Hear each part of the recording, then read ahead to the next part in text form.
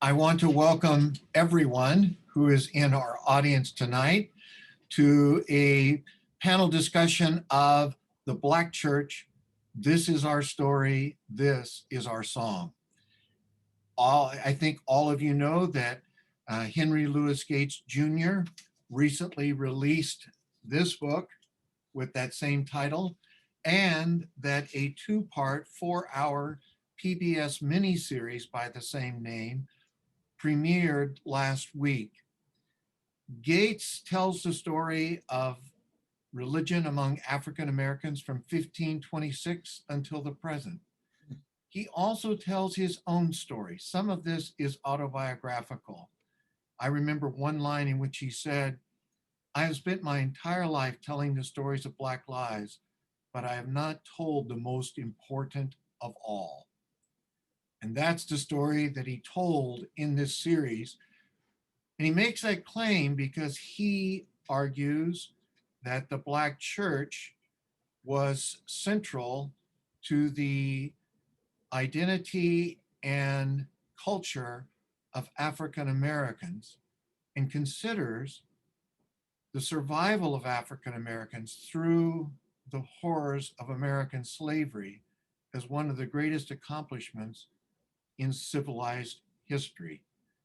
His book and the series were based on 30 interviews with leading figures, and we are very fortunate tonight to have two of those figures with us and a leading minister from the local area, whom many of us know as well. Our panelists are the Reverend Dwight Andrews, who is a graduate of Yale Divinity School and of Yale University with a PhD, his M.Div from here. And while he was at YDS, Dwight also served as a resident music director of the Yale Repertory Theater and formed a partnership with playwright August Wilson, which led to his role as a music director for a number of very famous Broadway productions, including Ma Rainey's Black Bottom and Fences, two of the plays which have recently become major motion pictures. He has a good number of credits in motion pictures. He is currently the senior minister of the First Congregational Church of Christ in Atlanta, the home church of Andrew Young, a very historic church, professor of music theory and African American music at Emory University, an award-winning musician. If you ever get the chance to hear him play a saxophone, don't miss it. And a member of the Dean's Advisory Council for Yale Divinity School. Dwight, we're thrilled you could join us, and I look forward to our interactions. Eboni Marshall Turman is a member of the faculty at Yale Divinity School. Like Reverend Andrews, she is also an artist, only she was, and is, maybe I should say, a retired dancer at one time in her life, a concert dancer. She is an ordained minister in the National Baptist Convention USA and served one of the country's very prominent churches, the Abyssinian Baptist Church in Harlem, for more than a decade. She also ran the Black Church Studies program at Duke Divinity School before joining the faculty here at YDS. She is, in my estimation, and I am by no means alone in this, one of the leading, I would say the leading voice in womanist studies in the second generation of scholars devoted to that. We're thrilled that you're with us tonight, Ebony. Ebony and Dwight were both featured on or in the series. They were both interviewed, and Dwight was a consultant to the series. And last, but by no means least, is a Reverend Jerry Streets, who is the senior pastor of one of the most important churches here in New Haven, the Dixwell Avenue Congregational United Church of Christ. Like Reverend Andrews, he is an alum of YDS, received his M.Div here, and he has been on our faculty for right at 35 years. He, I think, is currently the longest serving person on our faculty, but is beloved by many over a very long period of time. He previously served on the faculty of the Wurzweiler School of Social Work at Yeshiva University in New York, the senior pastor of the Mount Airy Baptist Church in Bridgeport, and the chaplain of Yale University from 1992 through 2007. So we have, without any danger of hyperbole, an august panel for you tonight. And I thank all of you for joining us and giving us your time on my behalf personally and on behalf of all of our listeners. So let's get to the questions.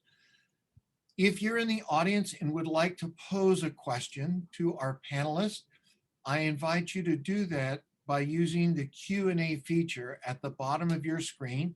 Just type your question in and we will respond to it. That is, the panelists will respond to it. If you'd like to address it to a particular panelist, please note that. If you simply want it to be open, just leave it open. As you are preparing your questions, let me get us started by asking our panelists a few broad questions just to get the ball rolling. So Dwight, you were a consultant to the series and now you've seen it and have a little distance from it. I think all of us would be very curious about your assessment of this series. Are there aspects of the story that you thought were underplayed or overplayed? Are there things that you thought were omitted that should have been covered? You teach this history, you've studied this history, and you've lived it. What do you think?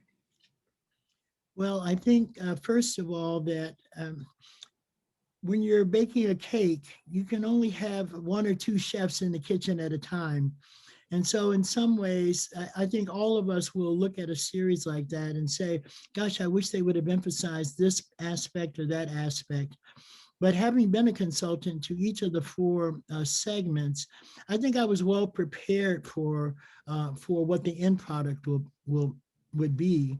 And I think it was a tremendous accomplishment because, when you're trying to tell a story of over 400 years of African-American religion in America, it's impossible to tell 400 years in 4 hours. And so there are going to be some things that are not going to be highlighted.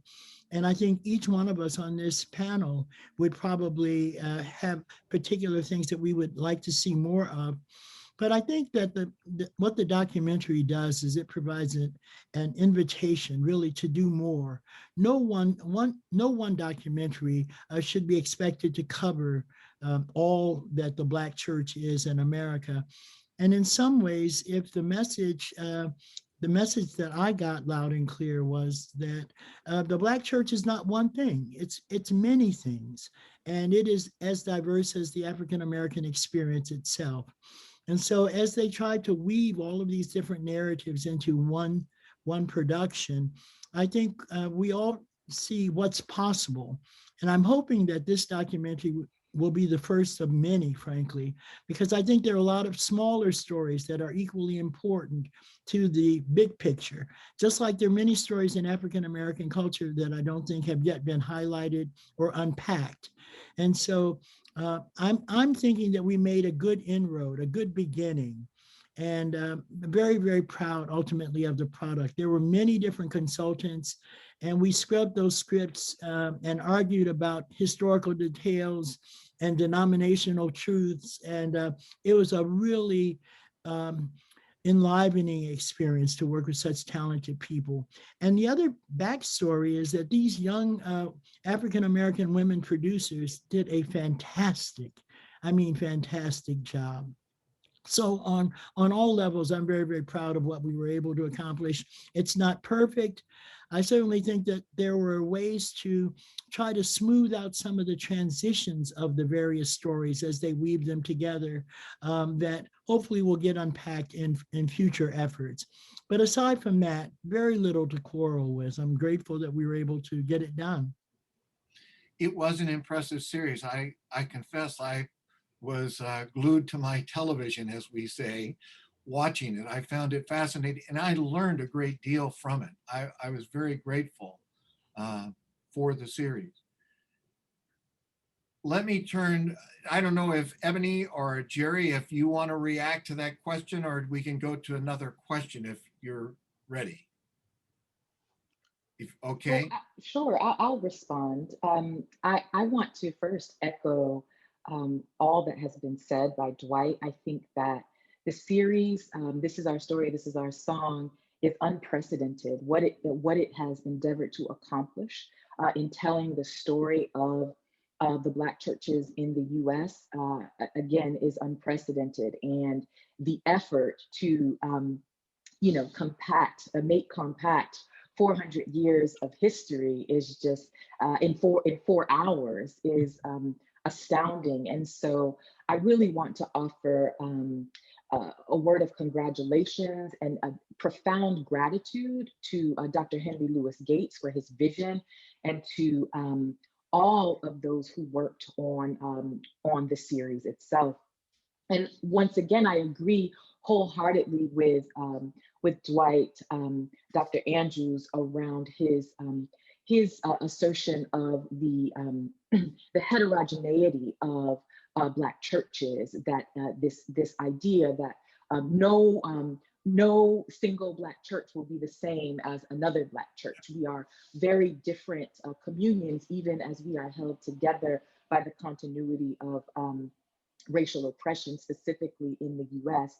But I think there is one thing that most Black churches would be able to agree on, and that is standing in line with Dr. Cheryl Townsend Gilks, who said if it wasn't for the women, there would be no Black church. I think we could all agree across our communions about that reality. And to that end, I would want to offer that I was challenged by the fact that while Black women were included in ways that we have not seen before in the retelling of the history, and several were highlighted based on their scholarship, their practice, and their reflections on the church, I still feel as if the series really narrated the Black church story as a male story, as a Black man's story.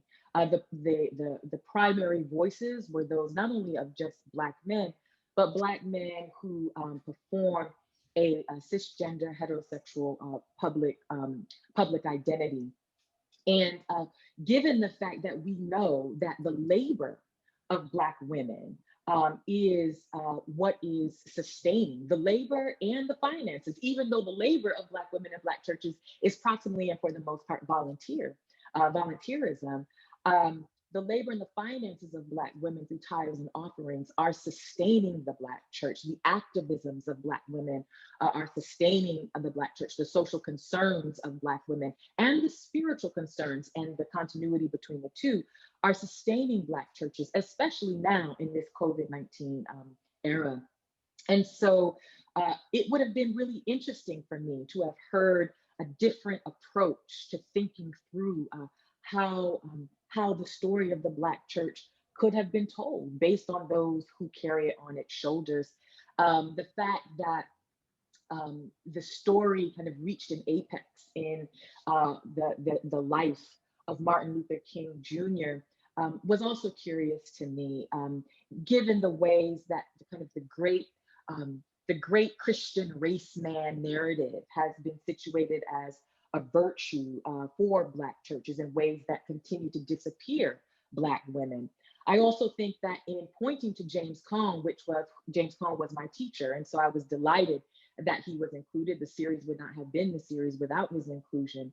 The fact that womanist theology was not mentioned was interesting to me, especially given where the series started with highlighting the lives of women like Jarena Lee and women like Sojourner Truth and Old Elizabeth, women who are proto-womanist forebears of the tradition that Black women continue to carry on today. And finally, in pointing to T.D. Jakes toward the end of part 2 as one example of the futurity of the Black church, I was concerned, deeply concerned, specifically because Black women, their digital activisms and the digital hush harbors to the scholarship of Melva Sampson, the work that she's doing, the scholarship of Michelle Guidry and others, the digital hush harbors that they are creating, the activisms, for instance, of Black Lives Matter, which holds,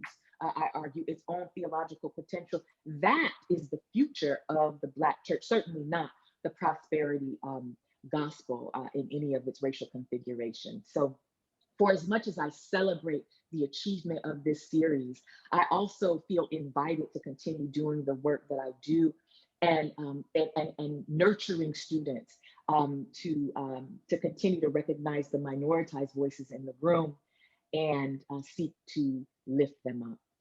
All right, thank you very much, Ebony. If we have time, we'll come back to some of the things that you've raised and ask for a little bit of unpacking. It's because you've raised a number of issues which are really important. But let me turn, we've got a whole series of questions coming in. Jerry, I'm just going to ask you if you would, so all three of you have a chance to speak first, to think about this, that Gates makes the point, and I think everyone agrees on this, that the Black church has been at the center of Black identity and culture.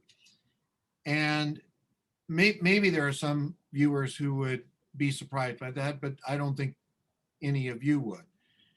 But what's happening in the Black church is the same thing that's happening in other churches. That is, the younger generation is beginning to be less connected to the church, especially millennials and Generation Z are about 3 and 10. So roughly the same percentage as you find in the broader population of people going to church. But the question I have for you is, what does that mean as you think about the future of the Black church with this attenuation of a younger generation and its role in Black identity and culture? Well, I also deeply appreciate being a part of this conversation, and I continue to be inspired by my colleagues, my friends, Dwight Andrews and Eboni Turman. So thank you for what I know that you're doing as scholars and teachers. I can remember Dwight playing that saxophone on so many occasions when we were here together at YDS. The series brought a lot of tears to my eyes, and the tears were multifaceted, from knowing many of the people, some of whom have passed on, that the documentary featured. I think what gripped me was this aesthetics, the music, the testimonies, the witness. But at the same time, I recognize that there's a much deeper, complex story and a deeper theological understanding that needs to be excavated, and that there are these the leadership, as Ebony mentioned, of women that I personally experienced in my own growing up in the Black church, that needs further attention. So I agree with what both of my friends have said about the series as a whole, as a general kind of survey history of social history of the church. It certainly is something to celebrate and value. I think to your question specifically, Greg, we have to ask why is this happening?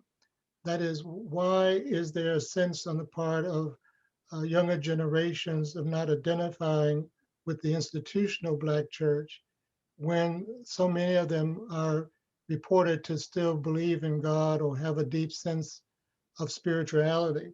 So I think part of the challenge is that we've got to really respond and in a very meaningful way, and engage this generation or those generations in a serious conversation, because they are carrying and promoting many of the cultural values of the Black community as articulated through the Black church. They are cultural value bearers, but they're also cultural value transformers, critiquing and turning around and helping the church, the institutional church, to see how it has not moved as closely and as broadly to its promise. So I think that the only way that we're going to be able to uh, be a part of a fashioning, if you will, of the future church is to take very seriously broadening that base of the stories that shape it and have shaped it and are shaping it now, and to recognize that this identity question, particularly when it comes to multicultural, if you will, congregations, that like the congregation I serve that sees itself and understands itself as an African American congregation, it still creates a space for room for people who come from other traditions while maintaining its core elements as an African American congregation. So, Howard Thurman tried this with his church in California many years ago to a great deal of success. But any kind of cultural merging, if you will, requires that people be honest and straightforward with what each side has to give up and for what purpose, and what is to be fashioned out of that giving up and blending in, so to speak.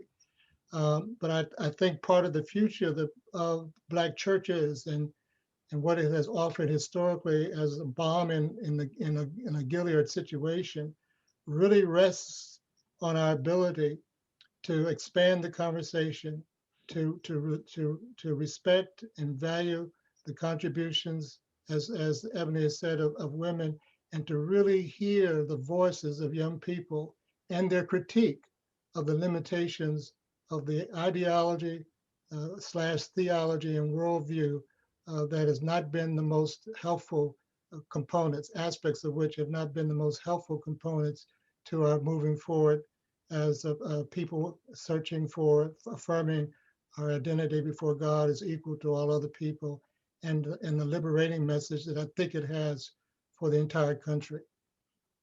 All right, thank you very much. I appreciate your answer, Jerry. Let's go to the questions because we've got a long list of questions, not surprisingly. So here's the first question, and I'm just going to read the question as they're formulated. How would you respond to someone who says that the church should not have a qualifier, that the term Black church or white church is inappropriate? Well, I can start because I think the one common denominator of why we have a Black church is, as Ebony just said, because of racial oppression. The reality of racial oppression is why we have a Black anything. It's because race has so codified our experience in this country that the Black church was created to serve its people. And its people lived through and live through, present tense, the realities of racism. And so I think it would be great when we could all sing Kumbaya and not have those labels in front of church. But the Black church can't go away until racism goes away, until we lose those identity markers that so separate us and in ways that are never helpful. That's, for me, that really is the issue. And ironically, Skip Gates was a part of the Black church at Yale when we were all students there. And Skip credits the Black church to this day with getting him through his dissertation when he was writing his PhD at Cambridge, because we would always sing, "We've come this far by faith" at the end. But we had many white students who were committed to a just and transformative community. And so it wasn't about race, it was about being free spiritually and existentially. And we welcome white students who would identify with the struggle for liberation. And I think we had a big debate, and Jerry, you might remember when they wanted to say, why do we want to keep calling it the Black church at Yale when we have all these white folks in the church? It's because we wanted to have our flag be, we want to free those who are still othered. And so that was a useful kind of identity. And we were grateful for every white and Asian person that took part in it. That's right. Yeah. That is very eloquently and succinctly articulated. Let, just while we're thinking about that, I found it interesting that in a recent Pew poll, 61% of African Americans who were surveyed, a little over 8,660 African American male adults, not males, adults, thought that congregations should become more racially diverse. And what I've heard first Jerry say, and now you, Dwight, is you welcome diversity, but it's got to be with a common core of liberation and of justice, anti-racist stance. And with that, and still to identify with Blacks until that disappears. Well, I know a few of the conversations that I've been a part of about churches trying to merge, and churches that are dwindling and afraid of dying and want to merge with other churches and certainly with other Black churches. It always ends up with one of those churches, one of the white churches, aggressively saying that they want the other churches to join them and enhance its identity, to just leave who you are and who you were and become, quote, us. That's apropos to Dwight's comment and Ebony's comments about the nature of racial oppression and misogyny. That's not the way you begin. That's not to begin with honesty. That's to begin with fantasy. Yeah, and I'm not sure how the Pew poll actually contextualized the question, but I think there's a presumption within the poll that the Black church and the white church are pursuing the same project. And Black theological reflection has maintained that that is not the case. In fact, it is argued that the white church is not the church. So to suggest, right, an integration or the removal of the word Black, right, from as a signifier, rhetorical signifier for the Freedom Church, which really is our identity in terms of our origins. We have become a number of things since our origins as slave religion, but that is who we are. We are a freedom church, the Black churches in our origins. To suggest that we integrate with white racism, which is what the white church has historically stood for since the dawning of modernity and its project of Black enslavement, American slavocracy, then I think that is just fundamentally illuminative or illuminating a certain kind of bent toward self-destruction. We can't, toward Dwight's previous comments, the Black church can't just become the church or the white church until the white church is no longer racist. And as current events have revealed to us, even on January 6th, when the cross was held high by insurrectionists holding Confederate flags alongside it, we are very far away from that. And until then, the Black church will remain and must. I will also add very quickly, so I might be succinct, Greg, that it's important for those who may not be as familiar with Black church history and studies to know that we are not the Black church because we want it to be. We are and remain the Black church because we have to be. Mm-hmm. That's very powerfully said. Thank you. That's So here's the excellent. next question. Greg, let me just jump in. Ebony, that was so well said, but I wanted to put Jerry's comments with Ebony's. Amiri Baraka, Leroy Jones wrote a very important book in the 1960s called Blues People.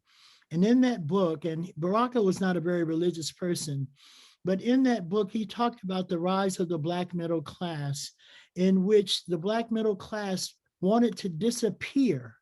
That was the term he used, wanted to disappear so that they could be accepted into the wider white majority society. And so he talked about the certain impossibility of that, because racism is so indelibly marked on the identity of our experience that that to think that we could disappear and just be invisible and thereby integrate by being invisible was a false notion to begin with. And that always stuck in my mind. And that became his critique for Black culture as it evolved from the 1920s and 30s onward. Mhm. All right, thank you. Here's the next question, and it's just to anyone who wants to ask it. The program made mention at a couple of points about the energetic nature of African American worship over time, but did not discuss it as ecstatic behavior. Would you care to comment on the role of ecstasy in the history of African American religion? Perhaps how it helped to transcend tragic realities and affirm the presence and love of God.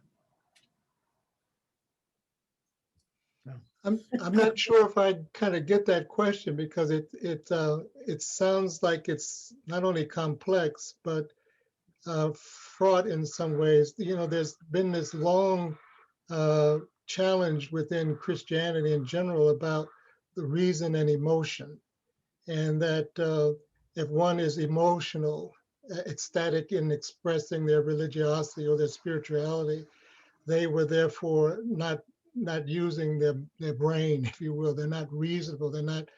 They're more childlike and more emotive. When the reality is the world's religions have deep traditions of ecstatic expression. Whirling dervish, the Orthodox Jewish person wailing at the Western Wall, and we can go on with a lot of examples of highly expressive aspects of being a religious or spiritual person in other traditions. Why is it that when it's associated with Black churches, that it carries a connotation of immaturity? So I think in part of the struggle is helping people to understand that if we, as I believe, we worship God as whole human beings with head and heart, with hands clapping and with voices shouting, as well as at times when we are silent and in deep meditation, like Howard Thurman would approach it. So I think I'm having trouble with the either or and the implied value on one side of the equation. Yeah, I'm not sure what the questioner Of has. course. I just have the words that I read to you. But let me just try to recast it slightly differently. Can ecstasy, and Jerry, your point's very well made that it's in all kinds of traditions, but can ecstasy help serve as a balm for tragedy? As recognizing there has been so much pain and suffering because of the racism in American society, I think the question is driving at, is this in part a response to the presence of that horrific pain that people have felt and the suffering that they've experienced as a result of that racism? Well, in my opinion, it's one of the many ways, but it's not always in reaction to feeling oppressed. It's also a reaction to feeling loved, whole.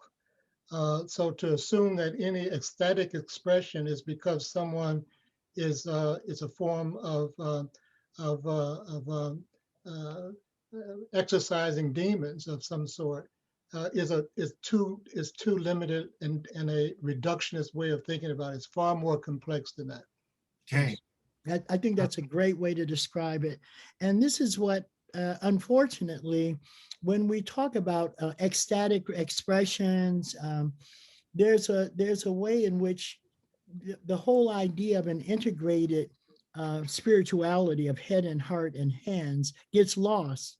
I think what the Black church has always taught us is that there's a way to know a certain kind of joy in all of our realities because we know how good God is. It's not necessarily an ecstatic as in losing one's consciousness, as being kind of founded on an understanding of grace, and God's grace is sufficient, which is what allows poor people to not be framed by their poverty, right? They still know who God is.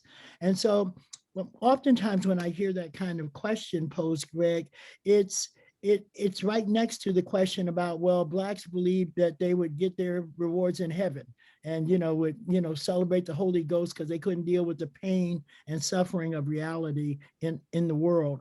And I think that as Jerry said, it's just too small a way to understand kind of grace and living into one's fullness.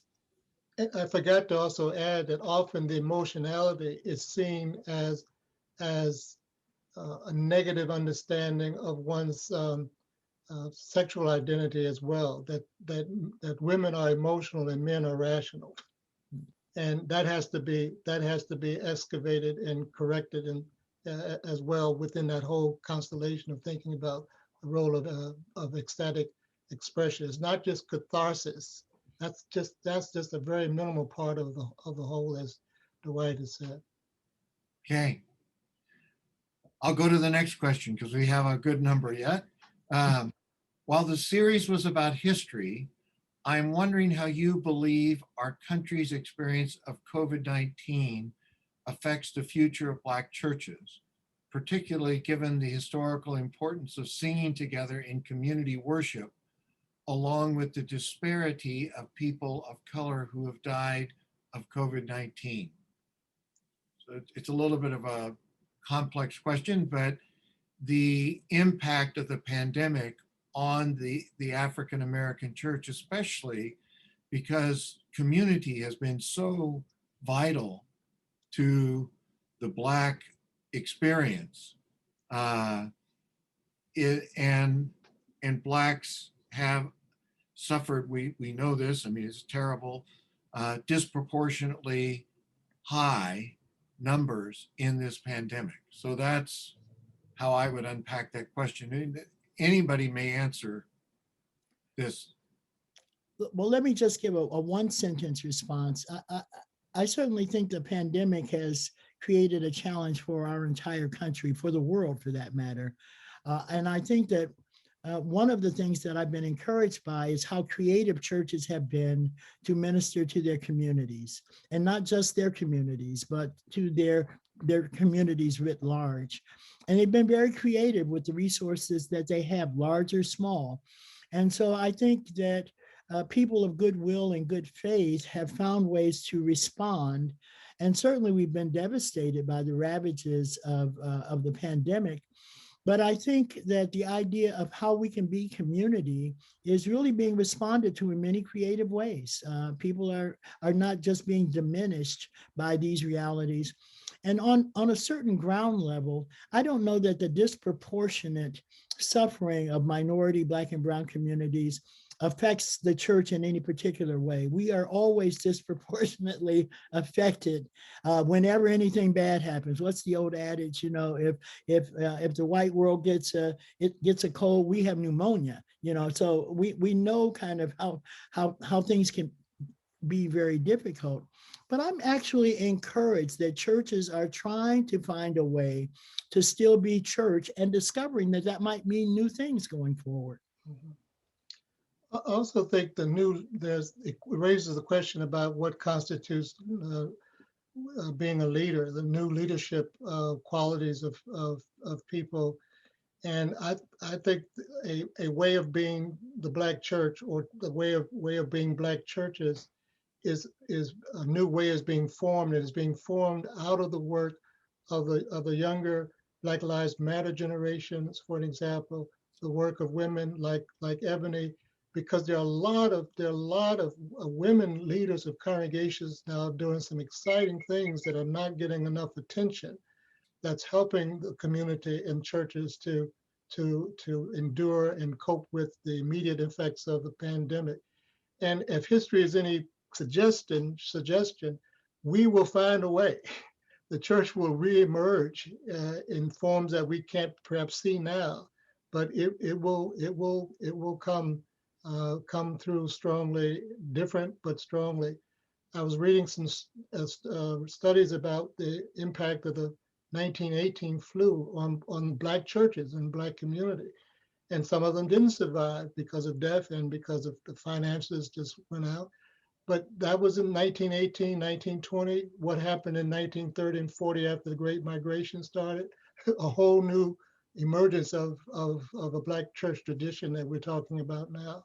So I hope I'm not being Pollyannish about it, but I think there's something about the human spirit that resists and is resilient, and we'll see new forms of that down the line.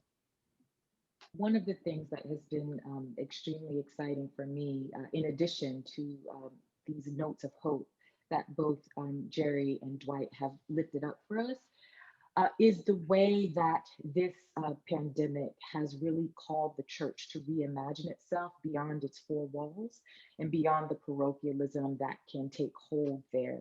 I have been inspired by Black churches who have refocused on social concern, have become, makeshift medical clinics, have become testing sites, have become vaccination sites, have re-energized their pantry and food serving programs, and have expanded their clothing ministries and things of that nature, really speaking to the bodily concerns of Black communities who are, to your point, suffering disproportionately, as we always do.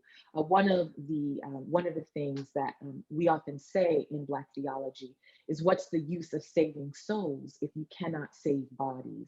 And I have seen many Black churches really step up beyond the primacy, the seeming or apparent primacy of praise and worship, and really begin to think of their worship in terms of how they are meeting the needs of the communities that they are in. And that has been hopeful for me as someone who appreciates and values the legacies of the Black social gospel. Well, I will say I appreciate your answers, all three of you, because it's inspiring hope in my heart, and I appreciate it. So I applaud. Ebony, I'm going to let you start on this next question. It's addressed just to the panel, but I think your work in womanist theology will help you address it directly. So it's following up on these comments regarding women. How has the church moved forward regarding gay and lesbian communities? Well, they haven't, for the most part. Now, in the documentary, of course, we see the inclusion of our queer kin, specifically thinking through our gay and lesbian brothers and sisters. We still didn't see any trans representation, as I can remember.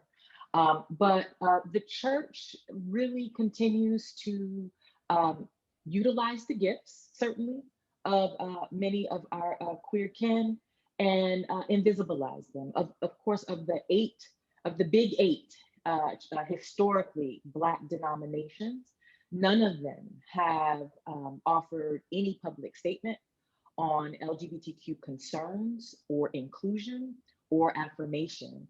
And so while we do see some churches welcoming LGBTQ persons into the communion to serve in various ministries, and to be fully, in quotes, part of the communion, often this welcome gesture is not accompanied by affirmation at all. And so I would say that we have a lot of work to do as it relates to fully appreciating the humanity of our LGBTQ family, and we are just very much lacking still. I'm not sure when we will get to that matter, to that concern.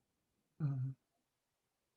And I think the future of the Black church, or churches, is going to be highly impacted by how well it does have a really inclusive theology and fellowship along the continuum line of identity and sexual identities. And you can't, it's not it's time for aspects of the Black church to reckon with the ways by which it has not been fully engaged in liberating the whole community. And so in the future church, I hope, would be a far more safe space and place, and a place of equality and justice for the diversity that's within the larger human community, and certainly within the Black community itself. If I could just add to that, Jerry, I mean, part of the problem is that Black people have been conditioned to hate their bodies, right? And through a very specific and platonic and Pauline, and Greg, you know how those things fit together in your New Testament scholarship, certainly. But, you know, we have, so we don't want to talk about, I mean, forget about talking about, you know, LGBTQ. We don't even want to talk about things like sex. We don't want to talk about gender. We don't want to. We have been conditioned by a landscape of white racism to really despise the Black body, to despise Black life. And until we really come to Jerry's point, come to embrace the idea that all Black lives matter, that all Black lives matter, not just the male ones who perform, you know, a certain kind of heteronormativity in public, then we will be in defiance of the gospel, which is unqualifiedly on the side of the oppressed. And so as long as our gay, lesbian, bisexual, transgender plus can have a foot on their neck in the church by intraracially, by other Black people especially, then we cannot be aligned with a God who sides with them always. All right. Next question. Our mainly white church has been deeply affected by the Black Lives Matter movement. Small groups have been studying the many recent books that have addressed this issue. We have been having weekly vigils in front of our church. How do we interact with the Black church in a meaningful way? So this is somebody looking for practical advice, speaking from the perspective of a white church, wanting to know what's the best way to approach a Black church to think about interacting in positive ways. Well, I can speak at least for our small congregation in Atlanta. I think that people that are serious about reaching out, I can't even imagine a Black church in Atlanta that would reject someone reaching out to be an honest relationship with them. And so I think that I would encourage any majority white congregation that wants to seriously engage and be connected to another congregation of another race to reach out to that congregation. I don't think there's a magic bullet. I think that when Cornell had a book out called Race Matters many, many years ago, you know, many of the Black churches and the white churches in Atlanta came together, they read the book, they had a potluck supper, and then they went back to their respective corners. And I think that that we can all use a chance for a more sustained conversation of people of faith across racial lines. But I think, Greg, the challenge is that oftentimes when Black churches or white churches say they want to do that, they really are, I don't know how committed they are to wanting to do that. And I don't know what they envision as the end point. I certainly think a book reading or a book sharing, all of those things are helpful, but it's when you break bread together, it's when you are in each other's midst and on neutral turf or on the other turf, that people get a chance to really have an experience that brings people together and they share together, and then relationships begin. I think it's all about relationship, and I don't think there's an impediment, at least on the Black side, in my experience, of rejecting any white person who's serious about reaching out. And we have many local kind of community groups that are doing that kind of ecumenical work. And it's actually being very successful. And it's breaking out of the black-white paradigm. That's the other thing I want to say. Some of these ecumenical efforts, I think, really have allowed us to see our humanity in one another, our Korean communities, our Jewish communities coming together for ecumenical efforts seems to have some kind of impact if you're willing to stay in it, to be in relationship. Yeah, when I was at my first church in Bridgeport, where I was for 17 years, we had an ongoing conversations, fellowship, similar to what Dwight is describing with one of the local Jewish congregations, the synagogue. Here in New Haven, just a few years ago, we had a 4-year conversation like that, but it was with the Unitarian congregation. And people grew, they learned from one another, et cetera.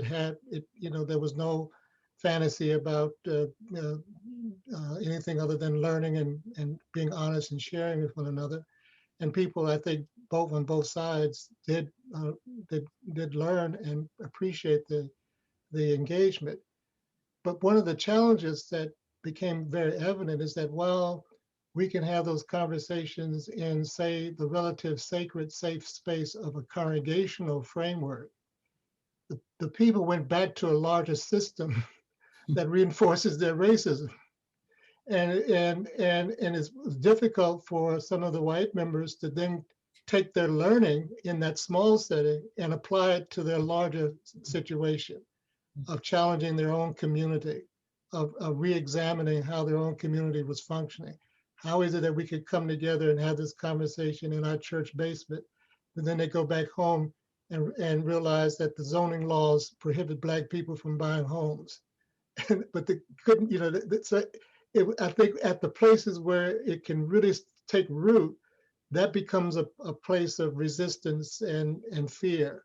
And so it's safe up to a certain point. At least that was my observation of that experience.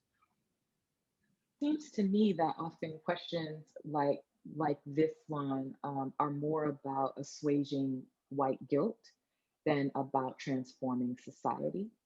And so again, as a Black womanist theologian, right, I kind of take my theological cues from the confluence of the legacies of King and the legacies of Malcolm. For me, to be quite honest, I wouldn't want to fellowship with, pray with, eat with, or have small talk with someone who votes against the interest of my children. I wouldn't want to be there is no meaningful interaction between myself as a Black church woman and those who vote, let's just keep it there, to send Black children to jail or to keep brown children in cages at the border.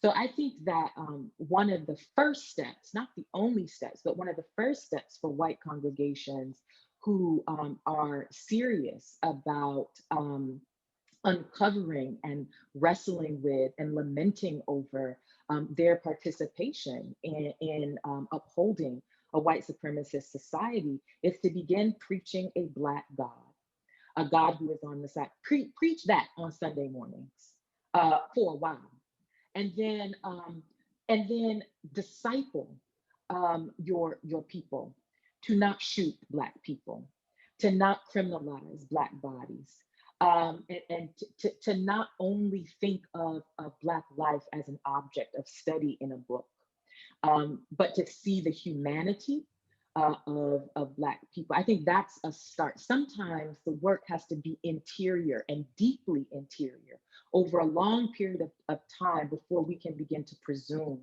that the dispossessed other would actually desire interaction, or that such interaction would indeed be meaningful and not just more harmful. So Ebony raises, though, a really critical question, I think, for all of us, but certainly for the Black church.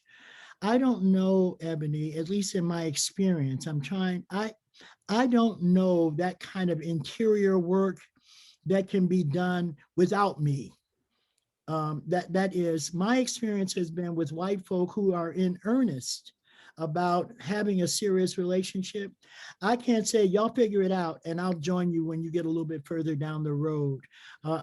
I would like to think that that would be the case, but as we understand that the deep roots of racism, I don't know that we can wait for them to come out of that valley without some help. So I think that that is, for me, at least one of the questions that I have, because I hear you loud and clear, but on many of our university campuses that are trying to deal with this racial reckoning and doing all of the kinds of machinations that they go through institutionally, they need our help.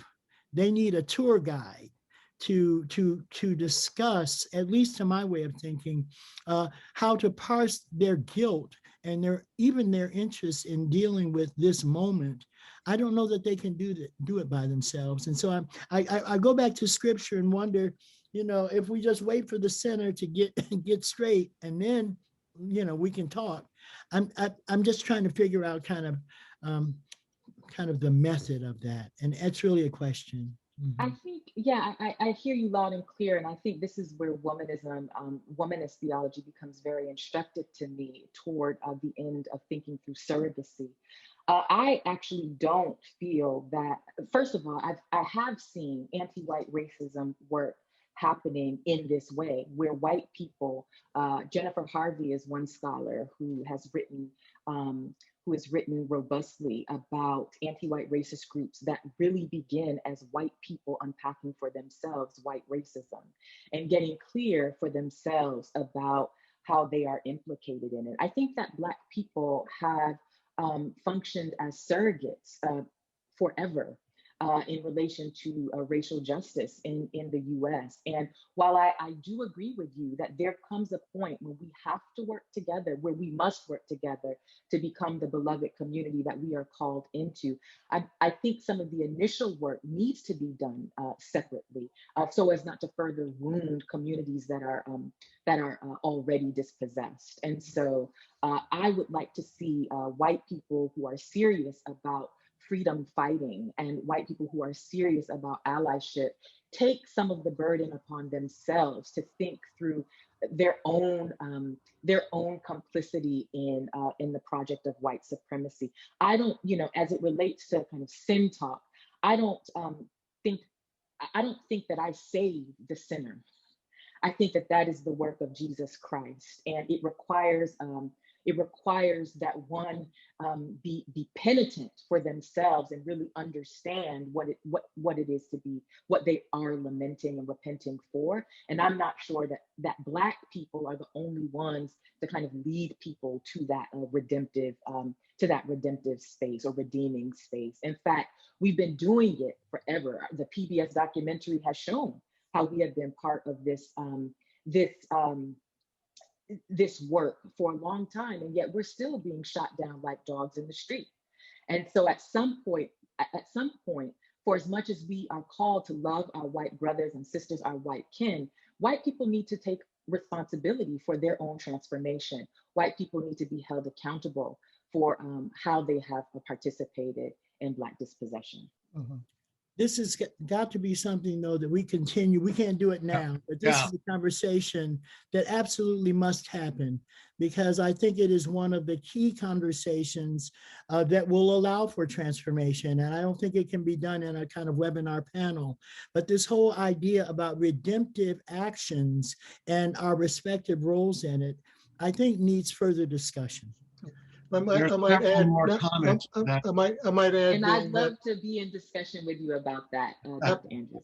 Absolutely, because the question that Dwight raises, the analysis that Ebony, I felt the tension of both places, if you will, coming from a congregation that was predominantly all Black to a university church community that's all white, and now in another Black church that's part of a white denomination.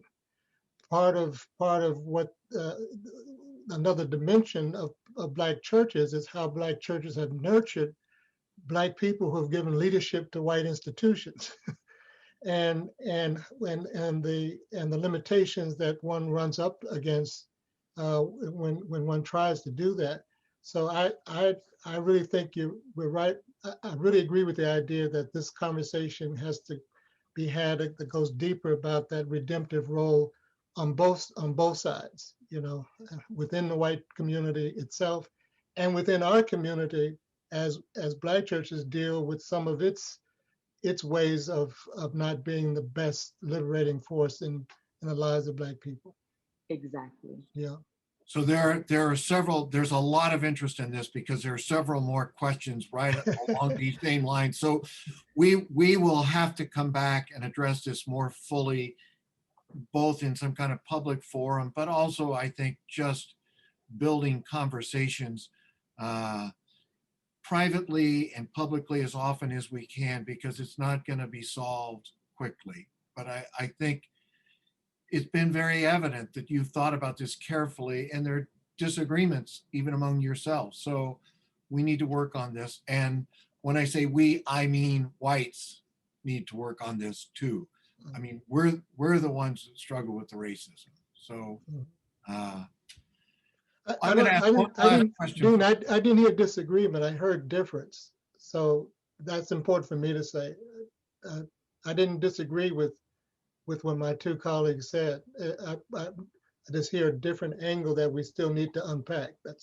Yeah, I think. And to that point, historically, right, these distinctions have been part of our history as the Black church, even our most recent history, when we think about the SCLC and SNCC, when we think about Black Lives Matter now and the traditional institutional Black church, right, we see that these distinctions are very much present. So it is not a disagreement, it is a difference. All right, so let's go to one last question, and we'll have to be relatively brief because we're already a couple of minutes over. In the 60s, Father Clarence Rivers created the American Mass program, which blended Black spirituals with classic chanting. It was also used in our Detroit Inner City Lutheran Church with permission. What about Black Roman Catholic, Lutheran, and Episcopal churches? Well, at least liturgically, I can say that, there have been little blips on the radar screen of African Americans doing very specific work, at least within the Catholic communities. Remember, Mary Lou Williams, the great jazz pianist, actually wrote several masses for the Catholic Church. She was a devout Catholic. With mixed reactions, by the way, because she tried to write with African American idioms, and the Catholic Church, at least the Roman Church, was not terribly receptive to her nor her music for the Mass. But there have been several occasions where Blacks have tried to work within the liturgical structure of the Catholic Mass and have created new masses. James Tatum in Detroit also wrote a mass. Kenny Cox. There's several jazz musicians who have written masses, but the reception has been very, very local, with either within their church or their diocese, but not necessarily. Hasn't really been a national movement. I unfortunately just don't know enough about the Lutheran traditions to speak, but certainly within the Episcopal and the Black Catholics and the Black Episcopals, there have been some really interesting, I think, efforts to create music which synthesizes the traditional liturgy with African American musical expression. All right. Well, there were. Greg, could I just ask one question? Because I won't be able to go to sleep tonight if we don't ask. I want to ask Ebony one question. So Ebony, going back to your earlier comment about kind of what was lacking in the Gates documentary, and I certainly agree with you, but I'm wondering if the kind of narrative that you would have liked to have seen might need to have been done by somebody else. I mean, in other words, who would be the documentarian that would give us and drill down on kind of not just women's participation, but womanist theology? I think about Ken Burns, who did that big documentary on jazz that was very successful. That would not have been the same documentary that I would have done on jazz. It's just a different story. And so I'm wondering who might be some of the documentarians or the womanist scholars like yourself who might be able to fashion a story that could be more evolved. I'm not particularly familiar with anyone who is doing media studies. Several years ago, a woman, African American woman from Union Theological Seminary, she did a documentary on womanist theology. She began the work toward a documentary on womanist theology called, I believe, "What Manner of Woman Is This?" And it can be found. Pieces of it can be found online, but she died. As a young woman, she passed away and quite quickly, and so her work was unfinished in that regard. I don't know anyone who has. I mean, Dr. Gates has really made much of his career in relation to bringing Black stories to the public through mass media. Much of his scholarly career by way of that, in addition to his scholarly texts. And I'm not sure, I can't recall anyone off the top of my head, any Black woman who would do that work. In my sanctified imagination, I would say we need to contact Ava DuVernay, someone who is, serious about telling Black women's stories. At the same time, I'm not sure that women have to be invested only in women's stories, or men have to be invested only in narrating a story along a masculinist framework. And so I really want to invite us to think how we can kind of be community, right? How we can think through the contributions and the value of the lives of those, especially intraracially, who might not necessarily hold the same kind of power that we do. So I'm not looking necessarily for a woman to tell the Black women's story in the Black church, right? But it could be a great intervention. On a slightly different note, Al Roboto years ago wrote a book on chanting, and he discusses the tradition of what's called hooping in Black preaching, but connects it with the larger chanting traditions of the Roman Church, as well as some other congregations. Just as an aside, it's a little paperback book, but it's really interesting how he locates this notion of hooping as a part of a historical African chanting part of public speaking, or whatever that's. There are so many dimensions that we could discuss, and I know that people would love to, but I also know that we have to call a timeout to this just because of the limits we're facing. But I want to say, on behalf of the school, on behalf of all the people viewing, and in a personal way, a very deep and profound thank you for your candor, for your skill. And I hope this is a way that we can have part of a conversation that needs to continue to build far greater equity than what we have today, where we all belong. We need that desperately. So thank you very much.